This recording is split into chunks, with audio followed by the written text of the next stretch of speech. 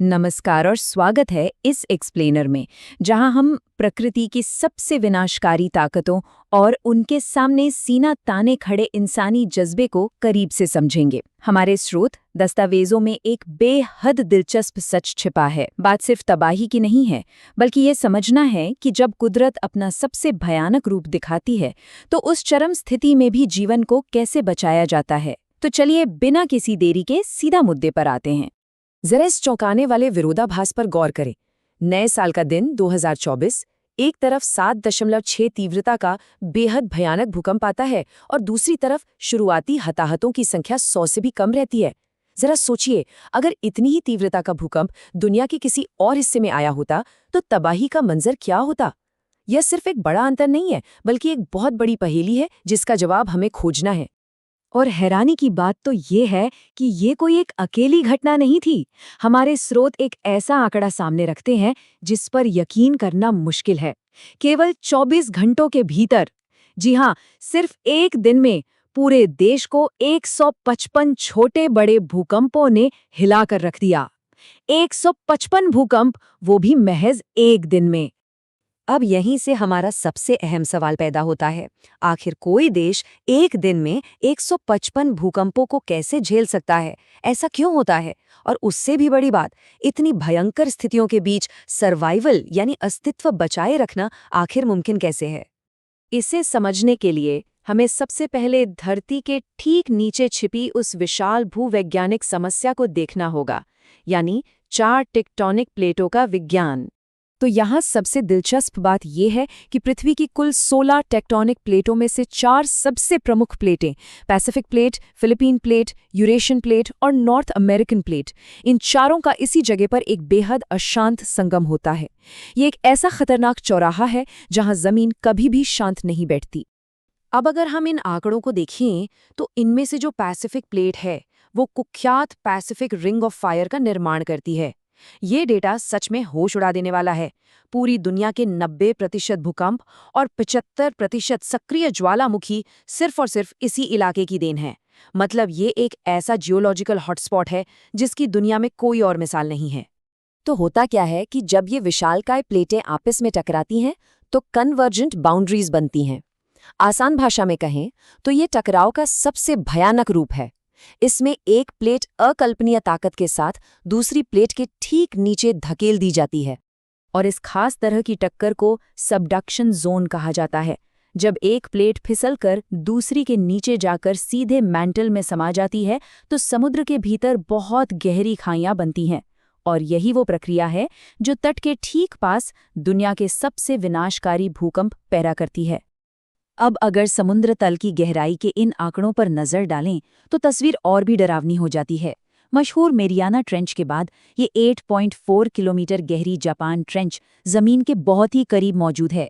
जरा अंदाजा लगाइए, 8.4 किलोमीटर की अथाह गहराई और इसका तट के इतना करीब होना ही असल में सबसे बड़ा खतरा पैदा करता है। इसी गहरी खाई की वजह से एक और खौफनाक चीज जन्म लेती है। चलिए सुनामी की संरचना को समझते हैं। चूंकि ये ट्रेंच तट के इतने करीब है, इसलिए पानी की विनाशकारी लहरों को किनारे तक पहुंचने में बहुत कम समय लगता है, जिससे चेतावनी का मौका ही नहीं मिलता। ये घटना यहाँ ऐतिहासिक रूप से इतनी आम रही है कि दुनिया भर ने इसके लिए इसी स्थानीय जापानी शब्द को अपना लिया, सुनामी। सू का मतलब है बंदरगाह और नामी का मतलब है लहर, यानी सीधे सीधे कहें तो बंदरगाह की लहर। अब इस डरावनी भूवैज्ञानिक सच्चाई को जानने के बाद ये देखना बेहद दिलचस्प है कि एक पूरे देश को भूकंप रोधी कैसे बनाया जाता है।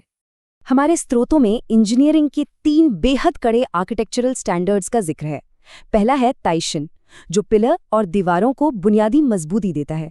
फिर आता है सेंशन, जहां कंपन को सोखने के लिए डैम्पर्स और रबर मैट्स लगाए जाते हैं। और अंत में सबसे एडवांस टेक्निक मेंशन में पूरी की पूरी इमारत को सीसा स्टील और रबर का इस्तेमाल करके हिलती हुई जमीन से फिजिकली एकदम अलग कर दिया जाता है। ये सच में इंजीनियरिंग का चमत्कार है। और इस तकनीक का असली कमाल दुनिया ने तब देखा जब 2011 में 9.0 तीव्रता का ऐतिहासिक तोहोकू भूकंप आया था। मेंशन तकनीक से बना टोक्यो का मशहूर स्काई ट्री टावर उस भयंकर झटके में भी बिना किसी नुकसान के शान से खड़ा रहा। लोगों का कहना था इस इमारत पर एक खरोच तक नहीं आई। ये इंसानी समझ और इंजीनियरिंग की एक बहुत बड़ी जीत थी। लेकिन बात यहीं खत्म नहीं होती। भूकंप से बचना तो सिर्फ आधी लड़ाई है, महासागर को रोकना एक बिल्कुल अलग चुनौती है। सुनामी के पानी को पीछे धकेलने और जान बचाने के लिए भौतिक बाधाओं और कड़े इवैक्यूएशन प्रोटोकॉल की एक बहुत बड़ी फौज खड़ी की गई है। सुनामी की रफ्तार को कम करने वाले खास जंगल, महंगे पत्थरों से बने तटीय डाइक, ऊंचाई पर बने इवैक्यूएशन टावर, लगातार होने वाली मॉक ड्रिल्स और कंक्रीट की विशाल समुद्री दीवारें, ये सब कुछ इस महायुद्ध का हिस्सा है। अगर हम इस तटीय सुरक्षा के पैमाने की बात करें तो ये आंकड़ा सच में किसी को भी हैरान कर देगा।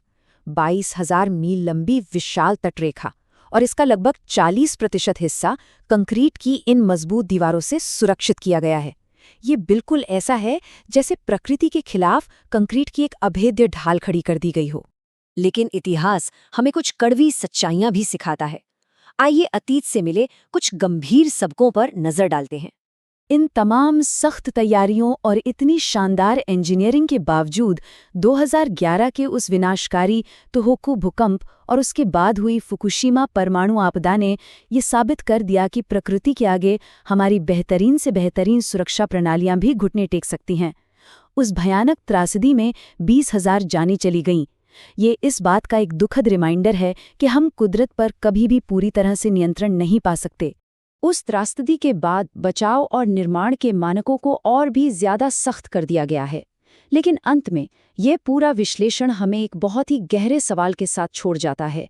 अगर प्रकृति को कभी भी पूरी तरह से वश में नहीं किया जा सकता, तो क्या लगातार नई इंजीनियरिंग तकनीक विकसित करते रहना ही इंसानी अस्तित्व को बचाने का इकलौता रास्ता है? प्राकृतिक आपदाओं और हमारी इस इंजीनियरिंग के बीच चल रही इस अंतहीन लड़ाई का भविष्य क्या होगा? ये निश्चित रूप से एक ऐसा सवाल है जो बहुत कुछ सोचने पर मजबूर कर देता है।